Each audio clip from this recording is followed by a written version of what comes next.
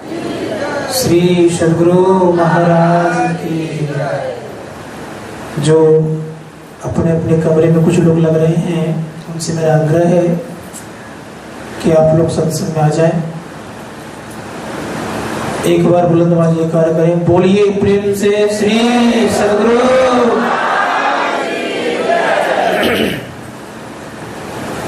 मंगल मूर्ति सद्गुरु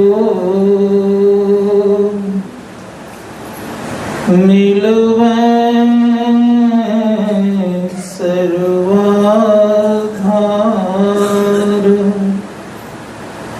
मंगलमय मंगल करन मिलवा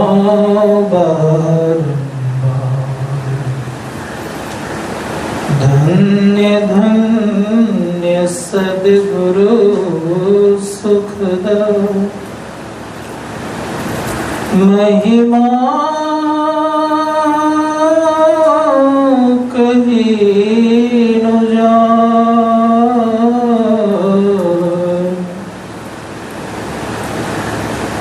जो कछु कहो तुम्हारी कृपा। मोते कछु न सार।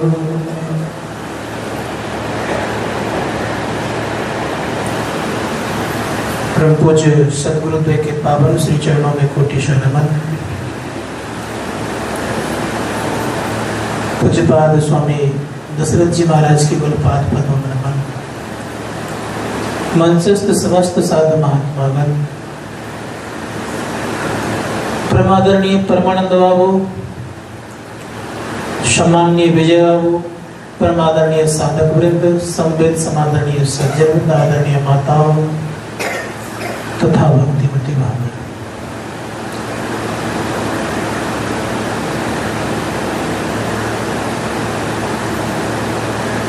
अभी आप लोग आदरणीय परमानंद सुन रहे थे कि मैं संतबत में 84 में आया जी, 86 अर्थात 86 में आए, 86 में संतबत में आए। 86 संकेत करता यह है कि 14 इंद्रियों से पार होने के आप 86 में दीक्षित हुए। जो 14 इंद्रियों से पार हो जाता है वही परमपिता परमात्मा को साक्षात्कार करता है। इसलिए आपको 86 में संतमत में आना था, इसलिए आप आए। शास्त्रकार कहते हैं कि जीवन और मरण ये दोनों चक्र चलते रहता है, लेकिन ये कब तक चलते रहेगा? जब तक हम आप 14 इंद्रियों के संग में हैं तब तक जीवन और मरण होते रहेगा। और इनके पार हो जाएंगे तो आज जीवन मरण से आप मुक्त हो जाएंगे। इसीलिए इनको संतमत में 86 में आना था, इसीलिए आए। शास्त्रकारों ने कहा कि 14 इंद्रियों से पार होने का एक ही उपाय है। वो क्या है? लोग 84 की बात करते हैं, मैं कहता हूं 84 को छोड़ दीजिए, केवल अपने जीवन में 14 इंद्रियां हैं, इनसे आप पार हो जाइए, आपका आवागमन नहीं होगा।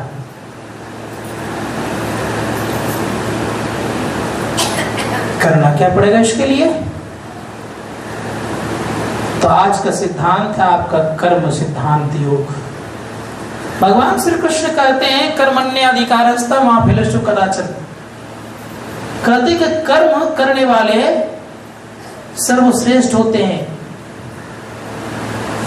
और जो कर्म करते हैं तो निश्चित याद रखिएगा कि वो आगे बढ़ जाते हैं। गोस्वामी जी महाराज ने कहा कर्म प्रधान विश्व करी राखा, जो जस करहि सो तस फल चाखा। ये कर्म प्रधान है।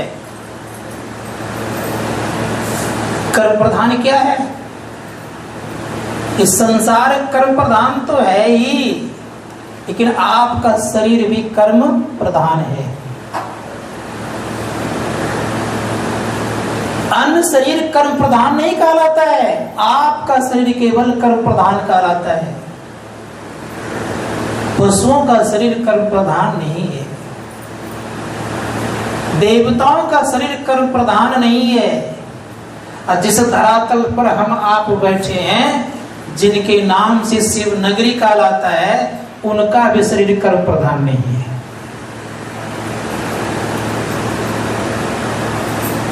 मतलब भगवान शिव का शरीर भी कर्म प्रधान नहीं है। लेकिन भगवान शिव ने बड़ा सुंदर शब्द कहा, हे पार्वती सुनो, अगर मेरे द्वारा अगर कोई गलतियां होती है तो मुझे भी कर्म फल भोगना पड़ता है, चाहे अच्छी बात हो जाए या बुरी बात हो जाए, दोनों भोगना पड़ता है। उदाहरण दिया, भागवत महापुराण में नहीं है, ये महाभारत में लिखा हुआ है।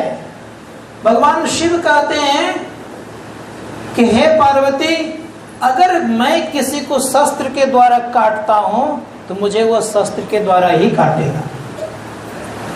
किसी को मैं जहर पिला के मारता हूं तो मुझे वो जहर पिला करके ही मारेगा। और किसी को मैं कटु वचन कह करके मारता हूं तो वो भी मुझे कटु वचन कह के मारेगा। भगवान शिव कह रहे हैं, लेकिन उस चीज को कितने लोग मानने वाले हैं। इसीलिए भगवान श्री राम के परम प्रिय भाई कहा जाए, उतने सहोदर भाई भी नहीं होते, यद्यपि सहोदर थे नहीं, दूसरे माँ के थे, लेकिन कितना उन्होंने सेवा की। लोग कहा भी करते हैं कि भाई हो तो लक्ष्मण जैसा। अब लक्ष्मण को वनवास नहीं मिला था, वनवास केवल राम को मिला था, एक केवल राम को। पत्नी भी कैसी हो तो कह रहे सीता जैसी। सीता को वनवास नहीं मिला था,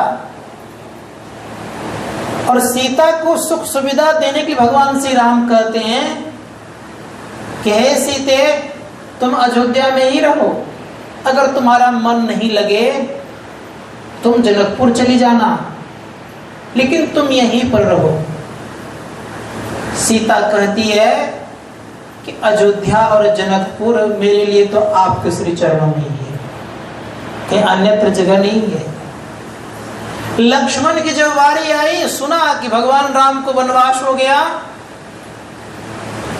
तो लक्ष्मण कहता भैया अब मैं नहीं रहूंगा साथ में।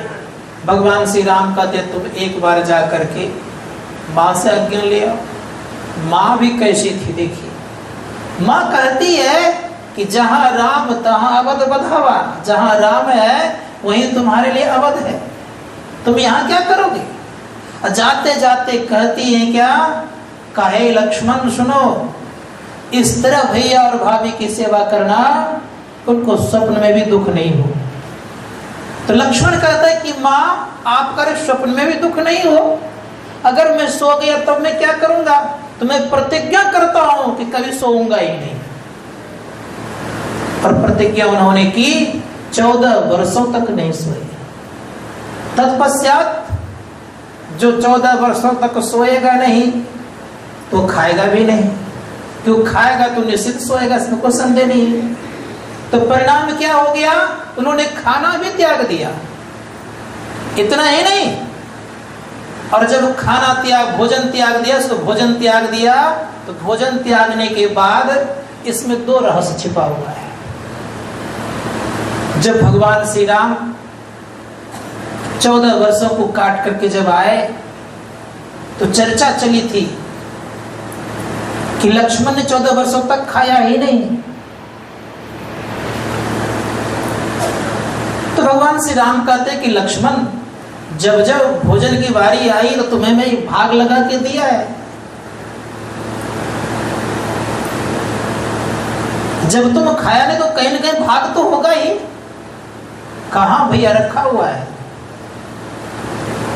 मंगवा, तो हनुमान जी के द्वारा मंगवाया गया।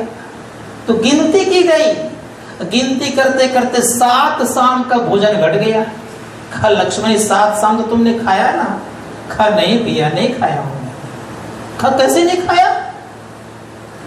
कहा मैं सच कर रहा हूं, नहीं खाया हूं। जिस दिन वनवास हुआ था मैं आपको, उस दिन आप भी नहीं खाए तो मैं कहां से खाता? एक दिन हो गया। कहा ठीक है। कहा जिस दिन चित्रकूट में भरत जी का मिलन हुआ था तो आप दुख से नहीं खाए तो मैं भी दुख से नहीं खाया, दूसरा दिन हो गया। तीसरा दिन जिस दिन सीता का हरण हुआ था तो प्रभु आप भी नहीं खाए तो मैं भी नहीं खाया, कितना हो गया? 3 दिन हो गया। कहा और लक्ष्मण? कहा भैया जब सुग्रीव से मित्रता हुई, उस मित्रता के कर्म में आपने नहीं खाया था। क्यों नहीं खाया था? तो वो चले गए उधर और आप रह गए उधर। उस समय भी मैंने नहीं खाया था, आपने नहीं खाया तो मैंने भी नहीं खा पाया। कहा 4 हुआ और? कहा जिस समय सेतु बंद रहे थे आप उपासना करने के लिए बैठे हुए थे, समुद्र से रास्ता मांग रहे थे। 3 दिन तक आप पड़े हुए थे प्रभु, जिसमें से आप एक समय कुछ खाते थे, एक समय नहीं खाते थे। एक दिन तो आप खाए ही नहीं, तो जब आप ही नहीं खाएंगे तो मैं कहां से खाता? तो 5 दिन हो गया ना प्रभु। कहा और? का 6ठा दिन तो प्रभु ये है कि जब मुझे शक्तिवान लगी थी तो जब दास ही जमीन पर लेटा हुआ हो तो प्रभु को लाएगा कौन? अब प्रभु को जब लाके देने वाला कोई नहीं होगा तो बंटवारा कैसे होगा प्रभु? जब बांटा ही नहीं गया, खुद आप नहीं खाए तो मैं कहां से खाता? तो 6ठे दिन तो हो गया ना प्रभु। कहा और? अब कहते हैं बड़े प्रेम से कि जिस दिन रावण का वध हुआ था उस दिन खुशी के मारे ना आप खाए प्रभु ना मैं खाया, घर आने के क्रम में दोनों आनंद रहे, इसीलिए प्रभु 7 दिन पूरे हो गए। कहा लक्ष्मण 7 दिन तो वास्तव में पूरा हो गया। कहने का मेरा अभिप्राय ये था कि एक एक चीज का हिसाब रखने वाला लक्ष्मण जी थे। उसी प्रकार से जब ये श्री परमानंद अग्रवाल जी अध्यक्ष पद पर थे तो छोटे से छोटे हिसाब रखने का भी काम करते थे, इसलिए लक्ष्मण से कम नहीं है, विशेष ही है। इतना ही नहीं, इनकी भावना कितनी तीक्ष्ण और तीव्र थी। इनके अंदर में जो उमंग था साधुओं के प्रति, आपने सुना, जो नहीं है उनको भी बंधन और जो है उनको भी बंधन। जो संत मत में थोड़ा भी कोई सेवा करते हैं उनको ये बंधन। ये भावना इनका आज की नहीं है, वर्षों की है। इतना ही नहीं, इनके मन में सदैव ये भावना होती है कि प्रत्येक साधु संत मत से जुड़ करके रहे और प्रत्येक साधक इस तरह साधना करे कि जिस तरह से गुरु महाराज ने साधना करके आत्म साक्षात्कार, ये भावना इनकी रहती है। और आपको मैं क्या बताऊं, जब जब मुझसे बात होती है तो कभी कभी तो घंटों पार कर जाता है। किस कर्म में? संत मत के चिंतन में कि संत मत के उत्थान कैसे हो, संत मत की विशेषता को गाने में। इनको आज भी पल पल, यद्यपि इनको समय का अभाव है, तथापि पल पल की चिंता संत मत की हुआ करती है। संत मत चाहते हैं कि ये बहुत आगे बढ़े, क्योंकि ऐसा ज्ञान और कहीं नहीं है। इसी कारण से, क्योंकि वेद शास्त्रों में भरा पड़ा है, लेकिन इसको क्रियान्वित रूप में देने वाला अगर कोई है तो संत सदगुरु महर्षि में परमहंस जी महाराज हुए। और उन्हीं का अनन्य भक्त कहिए, उत्तराधिकारी कहिए, मस्तिष्क स्वरूप कह लीजिए, ये उनके तरह ही कह लीजिए। क्योंकि स्वयं परम पूज्य गुरुदेव ने कहा है कि जहां मैं रहूंगा वहां संसेवी जी रहेंगे, जहां संसेवी जी हैं वहां मैं रहूंगा। मुझ में और संसेवी जी में कोई अंतर नहीं है, क्योंकि क्यों जहां रहेगा वहां यू रहेगा, और जहां यू रहेगा यू क्यों बिना यू तो रह नहीं सकता। ठीक उसी प्रकार संत महात्मा गण कहते हैं कि संसेवी जी के बगैर गुरु महाराज नहीं रह सकते। पूछेंगे कैसे? तो मैं बताता हूं एक बार। परम पूज्य गुरुदेव को एक बार कहीं जाना था, कहाँ? कटिहार। कटिहार बिहार राज्य अंतर्गत में पड़ता, सबको जानते हैं। लगभग 40% साधक कटिहार से ही आए हैं।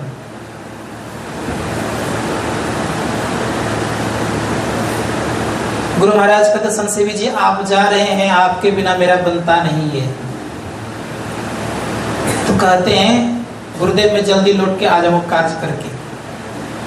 कहा आपका ही केवल नहीं बनता है, मेरा तो बनता है ना, आपका भी नहीं बनता है, मेरे बिना आप भी नहीं रह सकते हैं। काम करने के लिए गए, गुरु की कृपा होती है, आना था उनको बुधवार को, तो आ गए मंगलवार को ही। महर्षि में आश्रम कुप्पागढ़ भागलपुर में संपादक जी अर्थात अधिक लाल दास जी महाराज थे, जिसको पूज्यपात समय अच्युतानंद जी महाराज कहते थे हम लोग, आज शरीर में नहीं है। उनको बुलाकर कहते हैं कि संसेवी जी आ रहे हैं, स्टीमर जाइए गाड़ी लेकर उनके लिए आइए। तो कहते हैं हुजूर कल आने की बात है। कहा मैं कह रहा हूं ना, जाइए लेकर आइए। जिस स्टीमर से आ रहे थे तो उन पे एक दो आदमी और थे। कल लगता है कि महर्षि में आश्रम कुप्पा घाट की गाड़ी है, अपनी ही गाड़ी है। कब मैं तो किसी को खबर दिया नहीं हूं, तो गाड़ी कैसे आएगी? कोई काम से जाते होंगे। तो कहते नहीं लगता आप ही के लिए गाड़ी आ रही है। कहने नहीं ऐसी बात नहीं है। जब नजदीक आ गई तो कहा देखिए संपादक जी हैं और लोग हैं।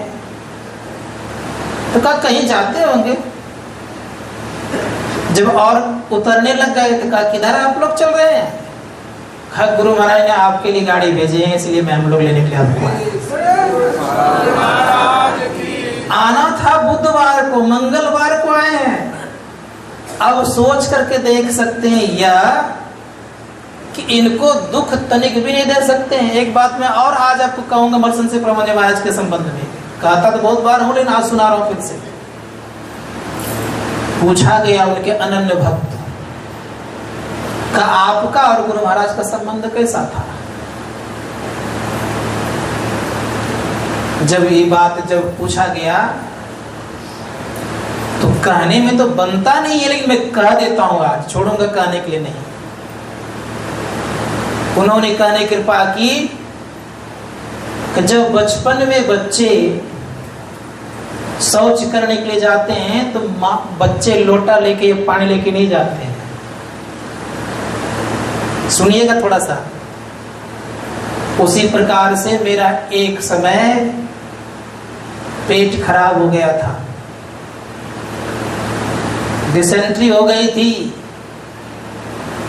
परिणाम ये हुआ कि मैं लोटा लेके कमंडल लेके नहीं जा पाया, पानी लेके नहीं जा पाया। देखता क्यों पीछे से पूज्य गुरुदेव कमंडल लेके मेरे पास पहुंच गए। मात होते बड़ी छोह करे, पिता होते अधिक भलाई है। कुल मालिक ते बड़ी कृपाधारी, गुरु गुरु के नाम ले। तो मैं कह रहा था कर्म के संबंध में, कर्म लोगों को महान बनाता है।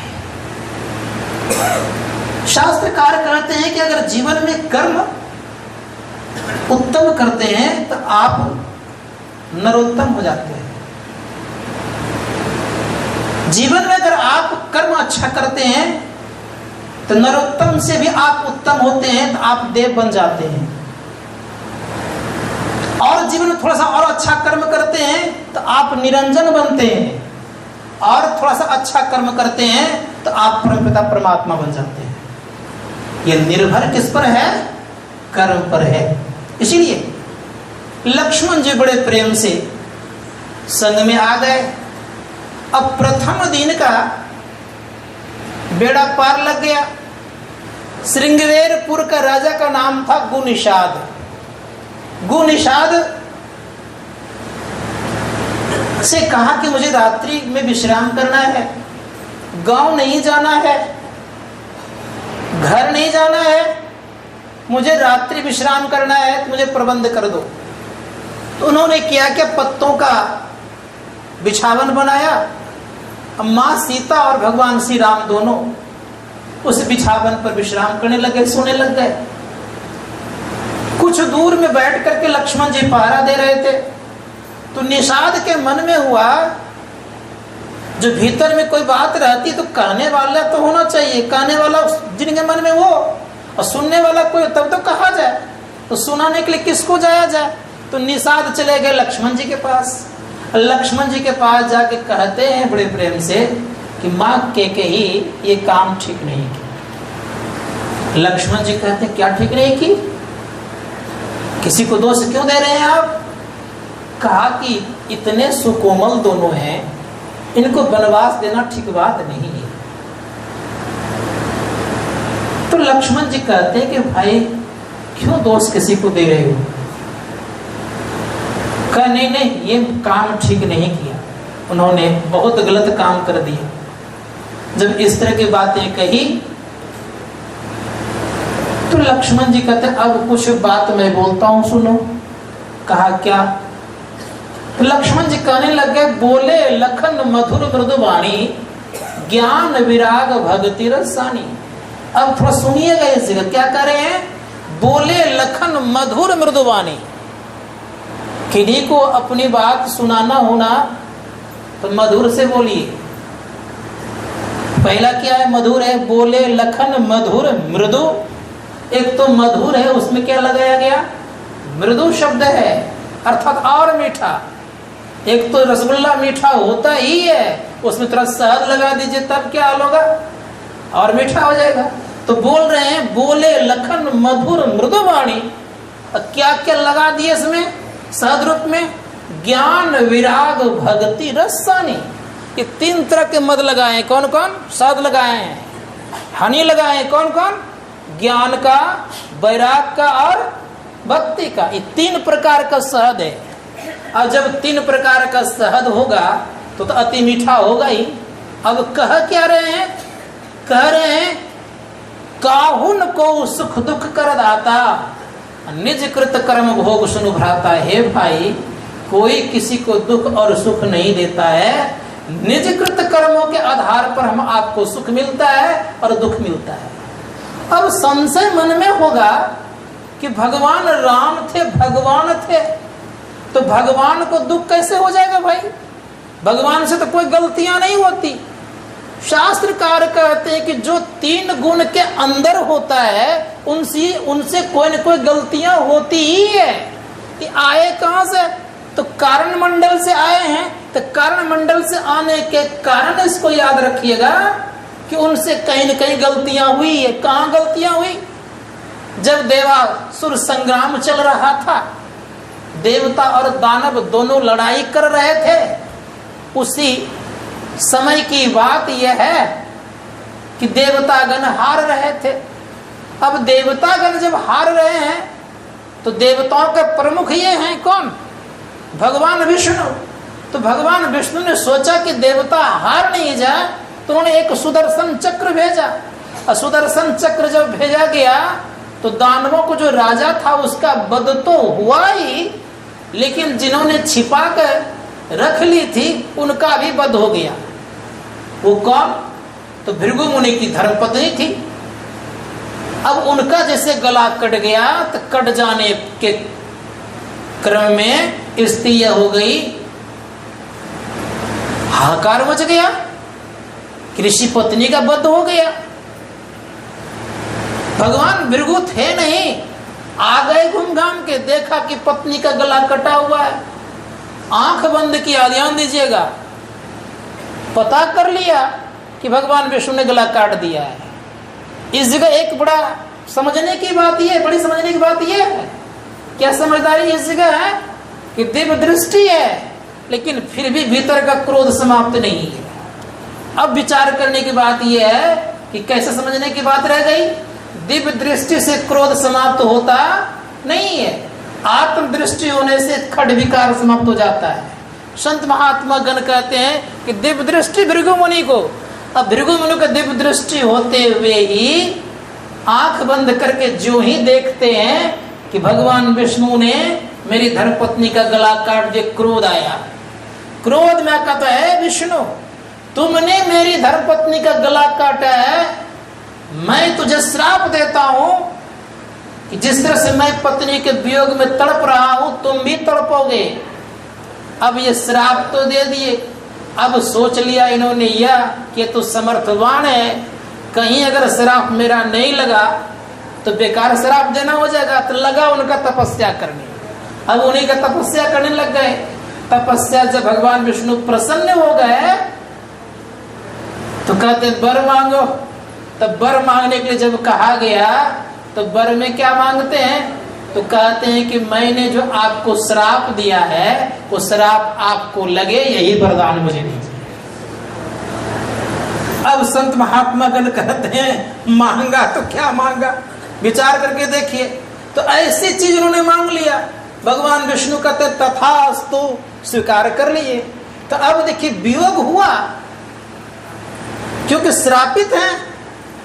शास्त्रकार कहते हैं कि कोई किसी को दुख और सुख देता नहीं है। कथाएं तो बहुत सारी है, उधर मैं जाना नहीं चाहता, लेकिन मैं कहना यह चाहता हूं कि हर एक व्यक्ति, सब लोग काम करते हैं।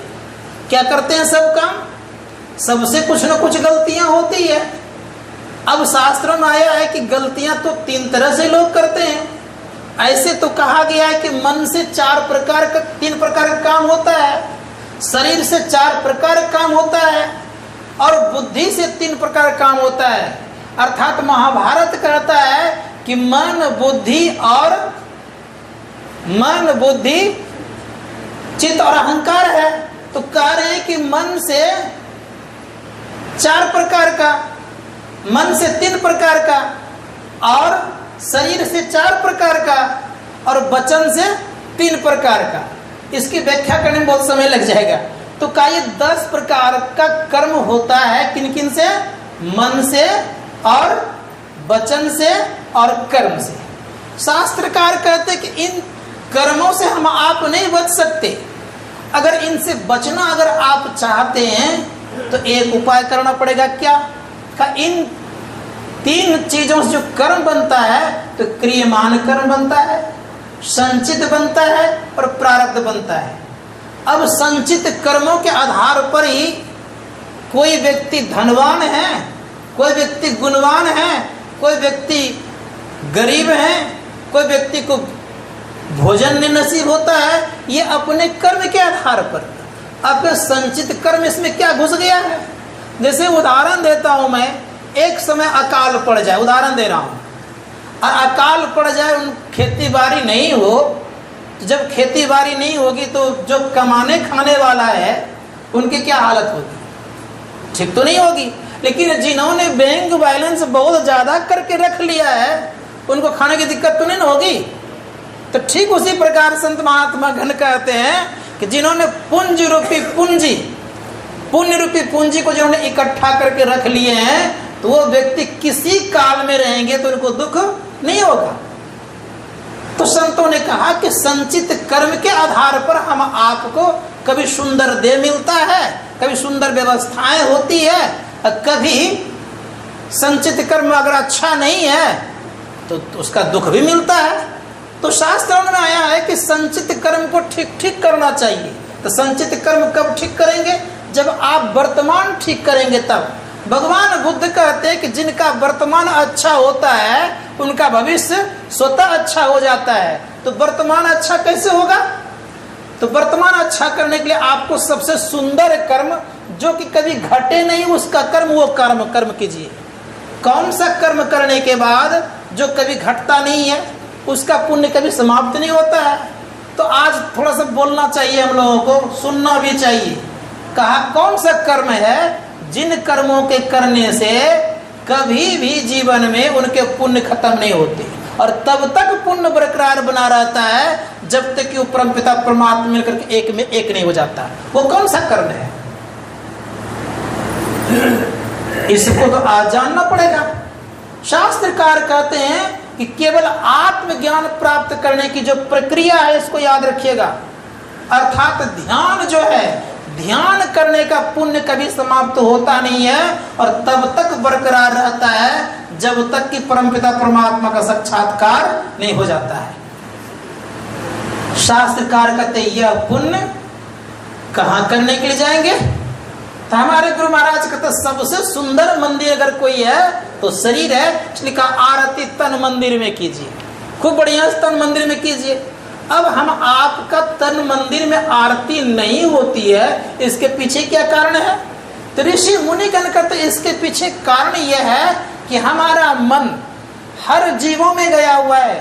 शरीर छूटता है, लेकिन शरीर के भीतर जो और शरीर है वो शरीर लेकर के कहीं रहता है, लेकिन मन, बुद्धि, चित्त और अहंकार उनके साथ होता है। अब संतों ने कहा कि जब मन, चित्त, अहंकार आपके साथ है, जैसे हम मान शरीर छोड़े अन्य शरीरों में चले गए तो वहां मन रहेगा, उसका रंग लगेगा, किसी और में गए तो उसका रंग लगेगा। कहा इसी को मिटाना होगा। कैसे मिटेगा? शास्त्र में आया है कि मन को आप मार दीजिएगा, आपका वजन हो जाएगा। संत कबीर साहब कहते हैं मन को मार लो, हो गया वजन, अर्थात मन को समाप्त कर दीजिए। उपनिषद कार्य कहते मन एवं मनुष्य नाम कारणबंध मोक्ष, अर्थात मन को आप समाप्त कर देते हैं तो मोक्ष की प्राप्ति हो जाती है। अर्थात सारा खेल अगर देखा जाए तो मन पर ही है। इसीलिए मन को हम क्या करें? तो क्या मन को ठीक करने के लिए क्या करना पड़ेगा? तो जैसे लोग कभी कभी हमको कहा करते, आप लोग भी कहा गया होगा, सुने होंगे आप लोगों ने, कि इस धरातल पर से कुछ भी लेकर के नहीं जाता है, कहते ना लोग। लेकिन मैं कहता हूं सब कुछ लेके जा सकते हैं आप। अब कैसे लेके जाएगा सब कुछ भाई? यहां तक सुने हैं कि सुई के नोक के बराबर कुछ लेके नहीं जाता है, सुने हैं ना आप लोगों ने। लेकिन मैं कह रहा हूं आज कि आप लेके जा सकते हैं, लेकिन आपके मन में आज उल्टी बात लग रही है, तो आज एक उल्टी बात समझ लीजिए बड़े प्रेम से। कौन लेकर के जाएगा? ले जाने वाला तो कोई होना ना चाहिए। भले सिकंदर कुछ लेके नहीं गया, अलग बात है, लेकिन अगर हमारे ऐसा लोग जरूर कुछ न कुछ लेके जाता। क्या लेके जाना है? तो एक बात सदैव याद रखें कि ले जाने वाला चीजें वहां कुछ न कुछ है। वो क्या है? जैसे हम अमेरिका चले जाएंगे तो हमारा पैसा काम नहीं करेगा, काम करेगा, वहां डॉलर चाहिए। तो उसी प्रकार से याद रखिएगा, जापान चलेगा हमारा पैसा काम नहीं करेगा, थाईलैंड से हमारा पैसा काम नहीं करेगा, इंग्लैंड से हमारा पैसा काम नहीं करेगा, लेकिन डॉलर सब जगह चल जाता है, चलता है ना। कहते ठीक उसी प्रकार से याद रखिएगा कि अगर स्वर्ग जाना चाहते हैं, अगर अपने पास पूंजी ले जाना चाहते हैं, कुछ ले जाना चाहते हैं, तो वहां के करेंसी में बदलना पड़ेगा आपको। वहां करेंसी क्या है? वहां करेंसी है पुण्य, याद रखिएगा। तो पुण्य रूपी करेंसी आपके पास होगा तो स्वर्ग भी आप बड़े प्रेम से रह लेंगे, कोई दिक्कत नहीं होगी। उसके बाद अगर बारी आ जाए जाना है हमको बैकुंठ, तो वहां करेंसी में कन्वर्ट कर लीजिए। तो संतों ने कहा कि सब कुछ ले जाने की सामर्थ्यवान कोई रखता है तो मानव देहधारी रखता है। इसीलिए गोस्वामी जी महाराज कहते हैं कर्म प्रधान विश्व करी राखा, और जो जैसे कर रही सो तत्फल चाखा। तो आप पुण्य रूपी पूंजी या पुण्य रूपी करेंसी बना लीजिए, तो किसी भी लोक में आपको जाने से इनकार नहीं होगा, कोई रोक टोक नहीं होगा, आप सब जगह जा सकते हैं। जिस प्रकार से आपके पास डॉलर नहीं है, सोना अगर केवल है आपके पास, तो किसी भी लोकांतर किसी भी देश में आप जा सकते हैं। उसी प्रकार से पुण्य आपके पास है तो किसी भी लोकांतर में आप जा सकते हैं। लेकिन एक लोक में आप नहीं जा सकते। वो कौन सा लोक है? उसको लोक नहीं कहा जाता। शास्त्रकार का तो उसको क्या कहा जाता है? कहते उसको निशब्दम परमम पदम कहा जाता है। वहां पुण्य की पूंजी भी काम आने को नहीं है। क्यों अब काम आने को नहीं है? तो शास्त्रकार कहते कि वो जो बंधन है, पुण्य रूपी पूंजी भी एक प्रकार क्या है? बंधन है। इसलिए बंधन का काम वहां नहीं है। किसका काम है? वह निर्बंध का काम है। तो निर्बंध कब होंगे? तो संतों ने कहा कि जब तक आपके ऊपर मन रहेगा तब तक आप बंधन में हैं। जिस दिन आपका मन छूट जाएगा उस दिन आप निर्बंध हो जाएंगे, और निर्बंध ही परम धाम में जाता है, निर्बंध ही निर्वाण को प्राप्त करता है। इसलिए निर्बंध होने के लिए क्या करना पड़ेगा? तो अब संत महात्मा निर्बंध होने के लिए हम आपको यही ध्यान और सत्संग करना पड़ेगा। इसके अलावा संसार में और कोई उपाय नहीं। अब क्या करना है हम लोगों को? तो संत कहते हैं कि निर्बंध होने के लिए ध्यान करना पड़ेगा। कौन ध्यान करना पड़ेगा? पूछा जाए उपनिषदकार से ध्यान बिंदु उपनिषद में आया है कि हर एक व्यक्ति के अंदर में कोई न कोई पाप होता है। कहेंगे हम लोग तो बड़े निर्मल हैं, स्वच्छ हैं, ध्यान कर रहे हैं, तीर्थों में हैं, हमारे अंदर में तो कोई पाप नहीं होगा। लेकिन आज मैं खोल देता हूँ, थोड़ा सा पाप है कि नहीं है। यहाँ पर अगर ध्यान करने बैठे होंगे, अगर मन थोड़ा टिकता होगा तो सब समझेगा कि हमारे पास कोई पाप नहीं है। अगर मन चंचल बना हुआ है तो कोई न कोई पाप आपके पास छिपा हुआ है, इसीलिए वो चंचल बना हुआ है। आपको कोई ध्यान करने में बाधा पहुंचा रहे हैं, यह बाधा लग रहा है तो कहीं न कहीं आपके किसी कोने में पाप छिपा हुआ, इसीलिए बाधा भी पहुंच रहा है आपको। जिस किसी प्रकार से हो, संतों ने कहा कि इन बाधाओं से मुक्त होना चाहते हैं तो क्या करना पड़ेगा? का एक ही उपाय है कि सबसे पहले मन को थोड़ा सा घुमाइए, मन को थोड़ा चलाइए। मन कैसे चलता है? संतों ने कहा मन चलता है अपने अनुसार ही, लेकिन इसको कोई काम दीजिएगा तभी आपके अनुसार चलेगा। कौन काम देना चाहिए? तो ऋषि मुनिगण कहते हैं कि इस व्यक्ति को अर्थात मन को एक मंत्र देना चाहिए। मन और मंत्र, ध्यान दीजिएगा थोड़ा सा, मन और मंत्र। मन से मन को मंत्र दीजिएगा तो ये थोड़ा अस्थिर होगा और इसके पाप धीरे धीरे खत्म होंगे, क्योंकि दोनों में अंतर ज्यादा नहीं है। मंत्र है और मन है। मंत्र पवित्र करता है किसको? मन को। तो अगर मन को पवित्र करना चाहते हैं तो मंत्र जपिए। अब मंत्र जपने की जो स्थिति है वो कैसी स्थिति है? तो ऋषि मुनिगण कहते हैं कि मंत्र जपने की स्थिति यह है कि मन 3 या 4 प्रकार से जपते हैं लोग मंत्र को। कौन कौन? तो कहा कि एक वाचिक जप होता है, इसमें कम फायदा है। जैसे मान लिया जाए आपको एक गट्ठर रेचकी दे दिया जाए तो कितना फायदा होगा? रेचकी समझते हैं कि नहीं? क्या बोलते हैं उसको? फुटकर खुल्ला नहीं। तो एक गट्ठर दिए कितना फायदा आपको होगा? ज्यादा फायदा नहीं होगा रेचकी से, गिनते भले भारी लगेगा आपको लेकिन फायदा ज्यादा नहीं है। कहते ठीक उसी प्रकार से आप खूब बोलते रहिए, 24 घंटा 36 घंटा 72 घंटा बोलिए, लेकिन उतना लाभ होने वाला नहीं है। अब दूसरा बताते हैं कुछ ज्यादा लाभ चाहिए। तो मान लिया जाए आपके पास 1 रुपया का नोट दिया गया या 5 रुपया का, तो कुछ तो लाभ हुआ। तो जब वाचिक जप करते हैं तो 5 रुपया लाभ आपको होता है। वहां कितना हो रहा था? 1 रुपया, यहाँ कितना हो गया? 5 रुपया। अब ऋषि मुनिगण कहते हैं इससे ज्यादा लाभ चाहिए तो का श्वास पर जाप कर लीजिए, का इससे भी ज्यादा लाभ चाहिए तो मन ही मन जाप कीजिए। तो बृहदारण्यक उपनिषदकार कहते हैं कि अगर मंत्र जपते हैं मन से तो 1 लाख गुना ज्यादा फायदा होता है। एक मंत्र जपेंगे वो, इधर एक वाचिक जप 1 लाख करेंगे तो दोनों बराबर हो जाएगा। तो संत मत सिखाता यह है कि कम समय में अधिक लाभ हो जाए। ऐसा बिजनेस व्यापार संसार में और कहीं नहीं है मनुष्य के लिए। इसीलिए कोशिश करना यह चाहिए कि कम समय में अधिक लाभ लेना चाहते हैं, और वो भी क्या, कभी खत्म नहीं हो, कभी ये खत्म नहीं होगा।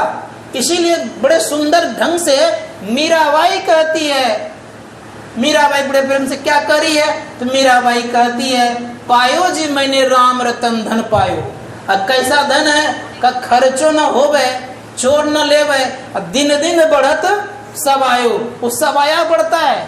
कोई ऐसा बैंक भारत में नहीं खुला है कि जो सवाया रोज बढ़ाता हो। ऐसा ये पूंजी है। इस पूंजी को जो बरकरार बना के रख लेता है तो संत कहते हैं उनको एक न दिन निर्वाण की प्राप्ति निश्चित हो जाता है। इसीलिए मंत्र जपना चाहिए। अब मंत्र संबंधी रूप का ध्यान अवश्य करना चाहिए। रूप क्या होना चाहिए? कौन सा रूप का ध्यान होना चाहिए? तो सबसे जो अति पवित्र रूप होता है वो गुरु का हुआ करता है। गुरु कैसा होना चाहिए? तो शास्त्रकार कहते गुरु होते जो पारब्रह्म परमात्मा को साक्षात्कार किए होते हैं, उनको संत सदगुरु कहते हैं। इनके जो रूप होते हैं बड़े पवित्र होते हैं, इसलिए इनके रूपों का दर्शन करना चाहिए। और जो इनके रूपों का दर्शन करते हैं तो दर्शन करने से आधा से अधिक मन प्रसन्न हो जाता है। कैसे? तो जैसे दर्शन होता है तो दर्शन का फल इनका दर्शन हो रहा है। अगर दर्शन नहीं हुआ होता इनको आज तो इनका दर्शन यहाँ पर नहीं होता। संत महात्मा गण कहते हैं कि दर्शन का नतीजा ही दर्शन हम आपको दे रहे हैं, ये तो दर्शन संभव नहीं था। जैसे उर में दर्शन हुआ तो हम लोग के सामने हजूर हो गया। अगर उर में दर्शन होता हजूर होते भी हमारे सामने नहीं, क्योंकि वहीं से घूमकर चले जाते। तो शास्त्रकार कहते हैं कि दर्शन का प्रभाव कितना तगड़ा है कि दर्शन हुआ गुरु का तो हम लोग को दर्शन देने आ गए, अगर दर्शन ना हुआ होता तो हम लोग को दर्शन भी मिलता नहीं। तो संतों ने कहा आज उनकी कृपा हुई तभी हम लोग यहाँ पर आए, हम लोग यहाँ पर हैं। तो दर्शन से किनका? गुरु का।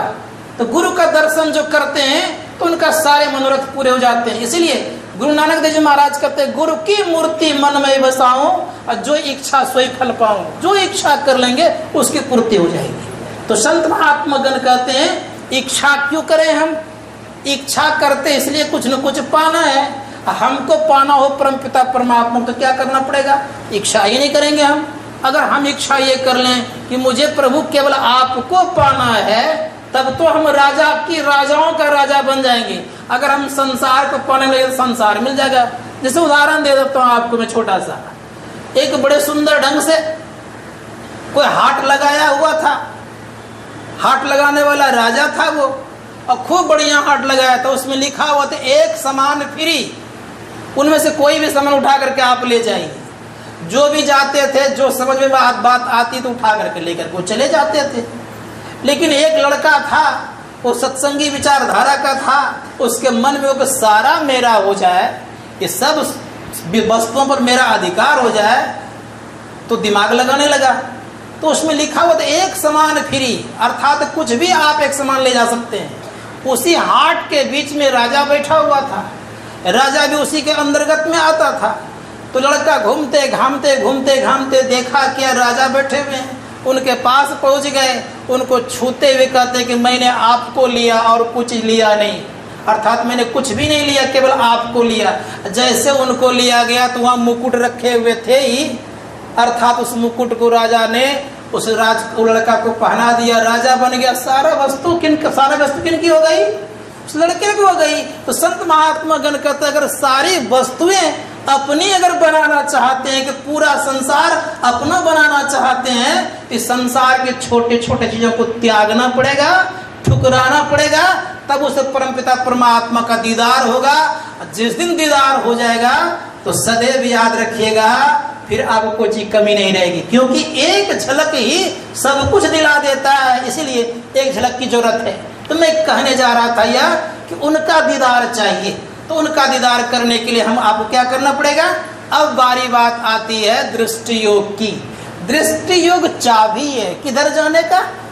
अंदर प्रवेश करने का। ये आपका योग्यता थी चाबी प्राप्त करने की, अर्थात मानस जप और मानस ध्यान, ये योग्यता आपने हासिल की। क्या प्राप्त करने की? चाबी प्राप्त करने की।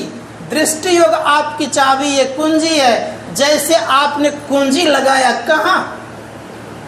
कहाँ कुंजी लगाना चाहिए इसका भेद सब कोई नहीं जानते हैं। तो हम रहते कहाँ हैं? संत महात्मा गण कहते रहते कहाँ? इस शरीर में तो है नहीं, कहाँ है?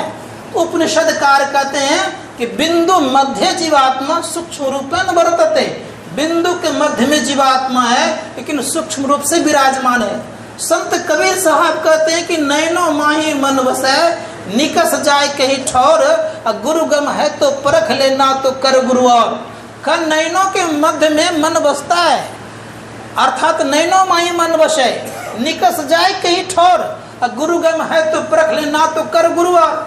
अब गुरु को जानकारी हो तब तो बतावे, और नहीं जानकारी तो क्या करना? जो जानता हो उनको पूछना चाहिए कि कैसे हम निकलेंगे इससे, इसकी जुक्ति जानना चाहिए। और जुक्ति जान करके अगर वो व्यक्ति बड़े प्रेम से दृष्टि योग का अभ्यास करता है, दृष्टि योग का कई नाम है। दृष्टि योग के संदर्भ में भगवान बुद्ध कहते विपश्यना करो, भगवान महावीर कहते प्रेक्षा करो, कोई कहते सगले नशीरा करो इस्लाम धर्म वाले, भगवान श्री कृष्ण भी कहते हैं नशाग्र में देखो और प्रेक्षा अर्थात नशाग्र में खूब बढ़िया से देखो। तो भिन्न भिन्न संतों ने भिन्न भिन्न नाम दिया है। लेकिन एक बात सदैव याद रखिएगा कि दृष्टि योग अभ्यास करने से आपको अपना प्रकाश मिलेगा, अर्थात निज प्रकाश मिलेगा। और प्रकाश मिलने से आपको खुशी होगी। कहेंगे क्यों खुशी होगी? प्रकाश तो देख रहा हूं, उतना तो खुश नहीं होता हूं। लेकिन आपको मैं बताऊं कि अगर एक दिन नहीं, लगभग ज्यादा दिन नहीं, आपको केवल मात्र में 5 दिन तक एक अंधेरी कोठरी में रख दिया जाए, आपको दुख नहीं होगा? नहीं होगा? होगा ना। और ये जीव आज से नहीं, जन्म जन्मांतर से अंधेरी कोठरी में पड़ी हुई है ये। अब जब अंधेरी कोठरी में है तो स्वाभाविक उनको दुख हो रहा है। इसीलिए हमारे गुरु महाराज कहते हैं, जुग जुगान चौखानी में भ्रमी भ्रमी दुख बोरी। इसमें दुख होता है, इससे निकलने का युक्ति क्या है? का दृष्टियोग का अभ्यास करोगे तो प्रकाश मिलेगा। जैसे प्रकाश मिलता है तो कहा कि जीवात्मा को बड़ी खुशी होती है, इसीलिए प्रकाश मिलते उनको आनंद मिलना शुरू हो जाता है। अब उस रास्ते पर जब चलते हैं साधक, भाव प्रकाश मिटल अंधियारी, अंदर प्रकाश हुआ, अंधियाला मिट गया। जैसे अंधियाला मिटा, जीवात्मा खुशी होने लग गई। अब खुशी होते ही इनका रास्ता दिखने लगता है। अंधेरे में रास्ता दिखता नहीं। उस रास्ते पर जब चलते हैं हम आप, तो हमारे परम पूज्य गुरुदेव कहते चलत पंथ सुख होत महा है, अपार सुख मिलता है। और उस अपार सुख के तरफ जब बढ़ते हैं तो बढ़ते बढ़ते देखते सुने होंगे कि जैसे उस सुख की तरफ बढ़ते हैं लोग तो किन्हीं को समाधि लग जाती है। ये स्थिति होती है। उस सुख में इतना आनंद है कि संसार का सब कुछ तो भूल ही जाता है, और परिणाम ये होता है कि समाधि की तरफ बढ़ने लगते हैं। इसीलिए संतों ने कहा कि जिनको समाधि लग जाती है तो व्यक्ति शरीर में है, शरीर से बाहर है। इसीलिए आपने सुना होगा कि फलाने व्यक्ति बहुत दिन से जीवित हैं, अर्थात वर्षों जीवित हैं। मतलब क्या हो गया? मतलब ये हो गया कि शरीर में तो हैं वो कहीं न कहीं, लेकिन शरीर से निकले हुए हैं। एक छोटा सा प्रसंग करके आप विराम देता हूँ वाणी को। जिनकी तस्वीर सुशोभित है महर्षि संत सेवी परम जी महाराज की, इनकी भी स्थिति बड़ी अच्छी थी। एक समय अच्छी क्या हो गई थी? इन्होंने अपने आप को निकालने कला जान चुके थे और निकाल लेते थे। बहुत विशेष बात नहीं कहूँगा, इतना ही कहूँगा कि एक बार इनका गला झुक गया। कुप्पा घाट में थे, कुछ दिन पहले से हलचल चल रही थी कि स्वास्थ्य अनुकूल नहीं है। हम लोग कई दिन तक दर्शन नहीं हुआ। तो दर्शन जब नहीं होता था तो मैं वहाँ था ही आश्रम में ही, तो मैं पूछा था क्या बात है? कहा स्वास्थ्य अनुकूल नहीं है। खाली इतना स्वास्थ्य अनुकूल नहीं है, इतना ही जानता था। लेकिन जब मुझे बात जानकारी मिली, उन्होंने कहा कि अपने आप को ये कहाँ ले आते पता चलता नहीं है। तो मुझे ये आश्चर्य लगा कि उस कमरे में है, कहते कहाँ पता नहीं चला। तो पता ये लगा मुझे बाद में कि ये भी अपने आप को निकाल कर कहीं चले जाते थे। शरीर में हिलाते बढ़ाते कुछ नहीं काम करता था। एक दिन रात्रि काल की बता रहा हूँ, मेरा काम था पहरा देने का उनके सम्मुख में, बगल में ही था मैं। एक दिन संजोग से मेरे मन में हुआ कि बगल में मछुआरा लोग है, गंगा नदी बगल में है, तो मछुआरा है तो हो सकता है ये लोग कभी कभी इधर आ जाता है। तो उधर थोड़ा ठीक से बाउंड्री वुंड्री नहीं थी, तो मेरे मन में मेरे हाथ में तिनसल या टॉर्च था, तो मैं इधर टॉर्च घुमा रहा था। तो देखता क्या हूँ कि मेरे में मुझे लगा कि देख करके फिर मैं चला जाऊंगा। तो स्थिति क्या देखता हूँ इनके जीवन में, मैंने उस तरह कभी दृश्य जीवन में देखा नहीं था, पहली बार सुना रहा हूं आपको। तो जिस तरह विराट होता है ना, कोई भयंकर रूप होता है ना, तो भयंकर रूप देखा। तो भयंकर रूप जब मैं इनका देखा, मैंने तो मुझे आश्चर्य लगा कि इस तरह इनका रूप होता नहीं है। और भयंकर रूपों में जो आकर्षण था, वो आकर्षण आयन तक मैं किसी महापुरुषों में नहीं देखा है जीवन में। अब आप सोच सकते हैं इतना आकर्षण था। तो मैं इसलिए कहा इस बात को कि ये सारे गुणों से संपन्न थे, लेकिन हमारे गुरु महाराज कैसे थे, इनके भी गुरु कैसे थे, इनको जानना चाहिए। इनके गुरु तो कम और नहीं होंगे, विशेष ही कहा जाए, क्योंकि इनमें क्या खासियत थी। इनका एक समय की बात है, 1986 आने के पूर्व की घटना है। अर्थात लोगों के मन में हो रहा था कि गुरु महाराज 100 पार करके जाएंगे। ये सबको लगभग जानते हैं हमारे बिहार के लोग, आपको मैं सुना रहा हूँ केवल। तो 2-1.5 साल लगभग मोटा मोटी बचे हुए थे 100 पूर्णे में। तो शरीर से निकल गए, कई घंटा तक निकल गए। कुप्पा घाट में कोहराम मच गया कि महर्षि जी शरीर छोड़ दिए। डॉक्टरों ने भी कहा दिया कि शरीर छोड़, और हलचल ज्यादा हो गया। अब ज्यादा हलचल होने के कारण दिक्कत क्या हो गई, तो खाना पीना भोजन जो सब बंद हो गया। मसन से प्रभु जी महाराज नाड़ी देखते हैं तो कहते हैं लगता है समाधि नाड़ी चल रही है, इनको केवल पता चला और लोगों को पता नहीं। डॉक्टर ने घोषित कर क्या बोलेंगे। लेकिन लोग कहने लग गए कि महर्षि जी तो संसार से चल दिए। उनमें से एक व्यक्ति कहते हैं कि ये तो बोले थे 100 पूरा करके जाएं, क्योंकि उनको गुरु ने आशीर्वाद दिया था 100 साल पूरे होंगे तब तुम जाना, तुम 100 साल खाओगे तब के कमाओगे, क्या खाओगे, 100 साल के पहले ही चले गए। तो लोग चिंता करने लग गए। तो लोगों ने कहा कि महर्षि जी का अपना मन था, चले गए, क्या करोगे। तो उनमें से एक व्यक्ति कहते हैं कि हम तो इनके अनुयायी हैं, तो मान लेंगे कि महर्षि जी का अपना मन था, चले गए। लेकिन जो इनके अनुयायी नहीं वो तो यही नहीं कहेंगे कि मृत्यु पर इनको अधिकार नहीं था तब तो चले गए। अगर मृत्यु पर अधिकार होता तो क्यों ये जाते। 4, 5, 6 घंटे के बाद शरीर में आते हैं, कहते हैं क्या मेहिदास मर गया जी, 100 पूरा करके ही जाएगा। तो 100 ही नहीं 101 पार करके तब शरीर को छोड़े। तो ऐसी साधना संत मत की है। इसीलिए मैं आप लोगों से कहूंगा इस संत मत के साधना में जुड़ करके जीते जी मरने की कला सिखाता है, इस कला को सीख करके करने का प्रयास करेंगे तो सारे कर्म बंधनों से ऊपर उठ जाएंगे। और जिस दिन सारे कर्म बंधनों से ऊपर उठ जाएंगे उसी दिन हम आपका परमपिता परमात्मा का साक्षात्कार हो जाएगा, परम कल्याण हो जाएगा। बोलिए प्रेम से श्री सद्गुरु महाराज की जय। अब तो समय हम ज्यादा खा गया।